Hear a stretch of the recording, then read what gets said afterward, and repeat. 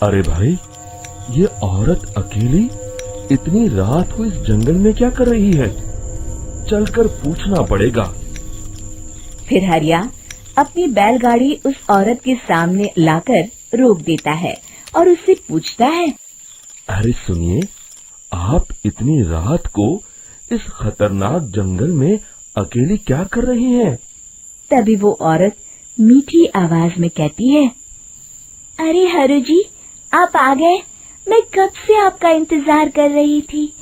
वैसे तो यहाँ से काफी लोग गुजर चुके हैं, लेकिन मैं खास आपका इंतजार कर रही थी। अच्छा, तुम सच कह रही हो? मुझे तो यकीन नहीं हो रहा है। वो क्या है ना, आज तक किसी ने मुझसे इतने प्यार से बात नहीं की। हाँ हाँ हरु जी, मैं सच कह रही हूँ। अब देर मत करिए और जल्दी से मुझे मेरे घर तक छोड़ दीजिए। हाँ हाँ, कौन सी बड़ी बात है, अभी छोड़ देता हूँ। आप मेरे पीछे बैलगाड़ी में बैठ जाइए और मुझे रास्ता बताते चलिए। फिर वो औरत हरिया की बैलगाड़ी में बैठ जाती है और हरिया बैलगाड़ी हाँकता हुआ आगे चल पड़ता है।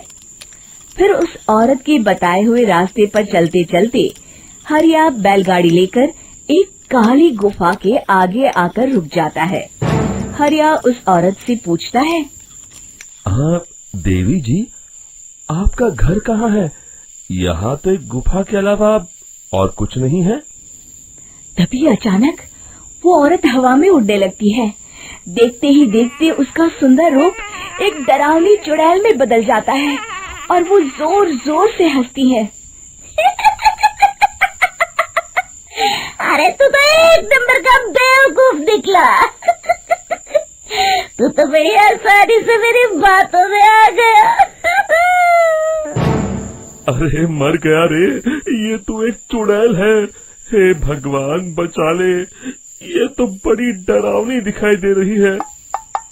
और फिर अगले ही पल हरिया की बैलगाड़ी में रखा सारा सामान हवा में उड़ता हुआ उस काली गुफा के अंदर चला जाता है और वो चुड़ैल भी उस गुफा के अंदर जाकर कहीं गायब हो जाती है। हरिया ये नजारा देख बुरी तरह घबरा और परेशान हो जाता है। अरे ये चुड़ैल तो मेरा सारा सामान लेकर गुफा में गायब हो गई। अब क्या होगा? अगर मैं गांव खाली हाथ गया तो मालिक मेरी अच्छी खबर लेंगे। मेरी इस बात का कोई यकीन भी नहीं करेगा। फिर आखिर वही हुआ। हरिया के मालिक चंपक सेठ को हरिया की किसी भी बात पर रत्ती भर भी यकीन नहीं हुआ। चंपक सेठ को लगा हरिया झूठ बोल रहा है और उसने ही लालच में आकर सारा सामान हड़प कर लिया है। फिर हरिया को बेईमान समझकर चंपक सेठ उसे काम से निकाल देता है। अगले दिन अपनी दुकान में परेशान बैठा चंपक सेठ गुस्से में बड़बड़ाता है, अरे दुकान में तो सामान बिल्कुल भी नहीं है। अब मुझे ही शहर जाकर सामान लाना होगा। फिर वो अपनी बैलगाड़ी लेकर शहर चला जाता है।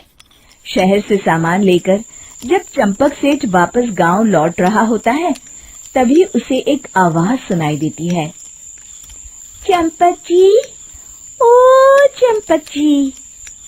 अरे ये तो कोई मेरा नाम लेकर मुझे पुकार रहा है। फिर उस रास्ते में वही औरत खड़ी दिखाई देती है। फिर क्या था, हरिया की तरह चंपक सेठ भी उस औरत के पास अपनी बैलगाड़ी लेकर जाता है और वो भी उसकी चिकनी चुपड़ी बातों के मुंह जाल में फंस जाता है। फिर चुड़ैल उसे भी अपनी गुफा तक ले जाती है और उसका सारा सामान लेकर गुफा में गायब हो जाती है। बेचारा चंपक सेठ लाचार होकर खाली हाथ गांव लौट आता है। फिर ये उस जंगल में रोज की बात हो जाती है। जो कोई भी शहर से कुछ लेकर गांव की तरफ लौटता, वो चुड़ैल उसे बेवकूफ बनाकर उसका सारा सामान लेकर गुफा में गायब हो जाती। एक दिन हरिया एक लकड़हारे को उसी जंगल की तरफ जाते हुए देखता है। फिर हरिया उसे रोकते हुए कहता है, अरे भाई, क्यों अपनी मौत को दावत दे रहे हो? मेरी बात मानो, आगे जंगल में मत जाओ। वहाँ एक बड़ी भयानक चुड़ैल रहती है। लकड़हारा हरिया की बातों को नजरअंदाज करते हुए कहता है, अरे भाई, मुझे पहले ही बहुत देर हो चुकी है, मुझे जाने दो भाई। शाम तक लकड़ियाँ काट कर शहर के बाजार में बेचना है। तुम अपनी ये कहानी किसी फुर्सत में बैठे इंसान को सुनाओ, मैं तो चला। इतना कहकर लकड़हारा वहाँ से आगे जंगल की तरफ चला जाता है। फिर अगले दिन गांव के मुखिया के घर के बाहर बहुत सारे लोग जमा हो जाते हैं। तभी हाथ में कुल्हाड़ी लिए खड़ा लकड़हारा कहता है, अरे मुखिया जी, अब आप ही हमें बचाइए उस जंगल वाली चुड़ैल से। हमारा सारा काम तो शहर से ही होता है।